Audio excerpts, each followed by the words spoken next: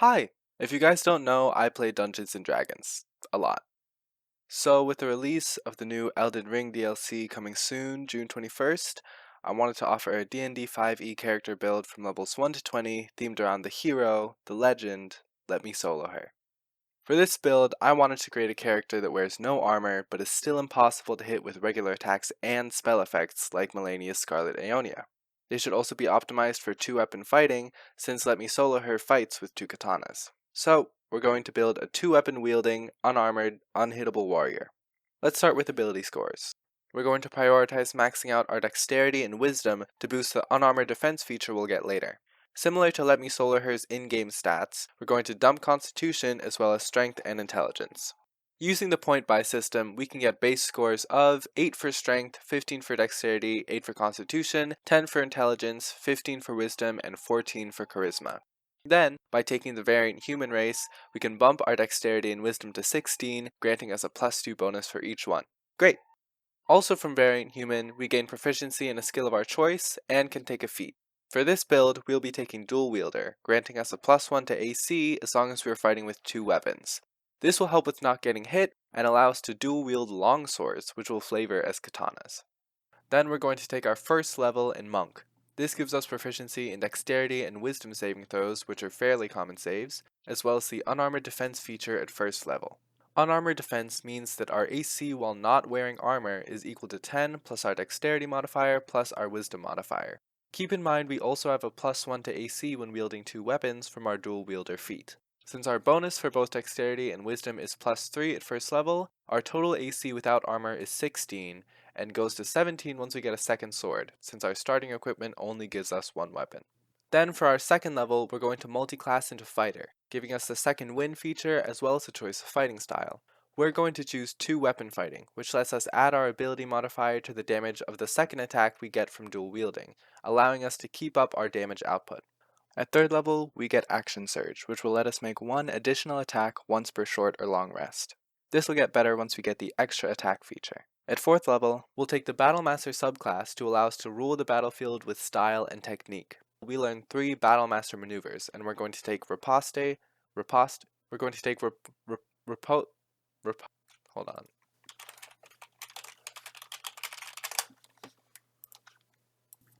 We're going to take Riposte, Brace, and Precision Strike.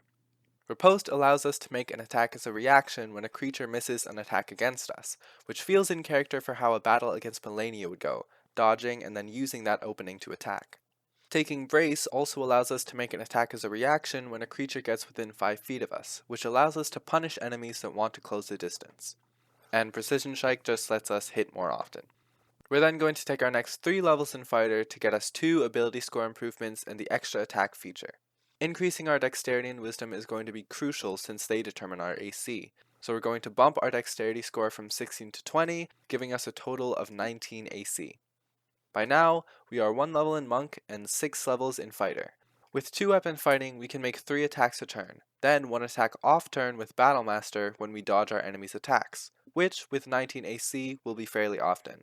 I think this is a pretty solid 7th level build. Past this, we're going to want to pack some extra punch with our attacks, and have a way to dodge big AoE attacks. So we're going to multi-class into Rogue for our 8th, 9th, and 10th levels. Being a Rogue gives us Expertise, which allows us to double our proficiency bonus for 2 skills. Acrobatics and Intimidation fit with the character of Let Me Solo Her, but you could really pick anything here. It also gives us Cunning Action, Sneak Attack, and a subclass. We're not going to need Cunning Action since our bonus action is going to be used to attack with our offhand weapon, but Sneak Attack does allow us to deal an extra 2d6 damage once per turn if we have advantage on our attack. Thankfully, the Swashbuckler subclass can allow us to use Sneak Attack without advantage as long as we're fighting that creature solo. Additionally, thanks to Swashbuckler, when we attack a creature, we don't provoke attacks of opportunity from it for the rest of our turn, allowing us to quickly move away from them after attacking. Nice! But we're not done in the Rogue class. We're going to take our next 4 levels in Rogue, bringing us to 7 levels in that class. In total, however, we are now a 14th level character. I'll put notes next to the levels so you can keep track of class level versus total level. At 4th level in Rogue, we get another ability score increase, which we're going to use to increase our wisdom score to 18 and our AC to a neat 20. At 5th level in Rogue, we get Uncanny Dodge, which lets us use our reaction to halve the damage when a creature hits us. At 6th level, we get to have expertise in 2 more skills, and at 7th level, we get the Evasion feature. The Evasion feature is huge because it allows us to take no damage on successful dex saves against AoE effects, and only half on failed saves. With a plus 10 to our dexterity saving throws at this point, we're practically guaranteed to walk away unscathed from any huge area effects like Melania's Scarlet Aeonia. At this point, we have everything we need from the Rogue class. With 3 attacks per round, we can count on that extra 4d6 damage once per round from Sneak Attack. We're also going to take less damage from those pesky AoE effects. So, it's time to go back to Fighter for levels 15 to 19. At our 7th level in Fighter, we get an additional superiority die, so we can use our maneuvers more times per short or long rest, and we learn 2 additional maneuvers. You have a lot of good choices here, but to really embody Let Me Solo Her, I'd choose Goading Strike to aggro your enemies, and Rally if you need to encourage your fellow Tarnished. At 8th level in Fighter, we get our last ability score increase, allowing us to reach both 20 Wisdom and 20 Dex, and bringing our armor class to a 21 with no armor whatsoever. At 9th level in Fighter, we get the Indomitable feature, allowing us to reroll a failed saving throw once per long rest. This lets us clutch up against our enemy's big finisher moves. At 10th level, our Battlemaster superiority dice upgrades from a D8 to a D10, which lets us deal even more damage when we hit with our riposte, brace, and goading attack.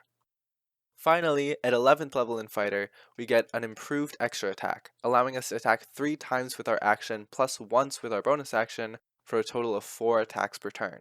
And if we choose to Action Surge to really go Nova on an enemy, that's 7 attacks and a potential reaction attack if they attack us and miss on their turn. Now it's time for our final level, level 20. The way I see it, you could go 2 ways here. You could take your final level in Fighter, getting you another ability score increase, which we'd use to take a feat. We're going to pick Defensive Duelist, which lets us use our reaction to add a proficiency bonus, a plus 6, to our armor class when an attack would otherwise hit us. You could flavor this as a parry using your offhand weapon, and in some situations, this would be the optimal choice for 20th level. But Let Me Solo Her never really parries Melania, he just dodge rolls and attacks, so I'm going to say it would be more true to Let Me Solo Her's playstyle to take our 20th level where we started, in Monk. This gives us an extra 10 feet of movement so we can gain some distance from enemies if needed, as well as access to key points and one important way that we can use them, patient defense. DMs run combat in vastly different ways and might also use homebrew systems for it. But in your games, if you're able to predict when your enemy is charging up for a big move, then you can spend a key point and sacrifice your bonus action to use the Patient Defense feature, which functions like the dodge action and not only gives all attacks disadvantage against you, but also gives you advantage on any dexterity saving throws against attackers you can see. With 21 AC and now a plus 11 to dexterity saving throws, this strategy will let you survive otherwise unavoidable attacks, like Waterfowl Dance, without being hit even once. But Tristan, you say, what about the weapons? I'm so glad you asked! Let Me Solo Her uses Rivers of Blood and a cold attuned Uchigatana.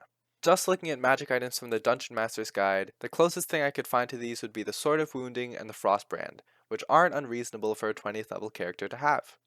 Otherwise, just grab 2 normal longswords and you should still be dishing out a decent amount of damage each round, whittling down your enemy until they're finally forced to admit that your strength is extraordinary and that you have the mark of a true lord. I hope you guys enjoyed that. I know this isn't my usual content and my videos are probably going to continue being inconsistent. That said though, I should have a short animation with talking sunflowers done by the end of this summer, so subscribe and stay tuned if you want to see that. Bye bye!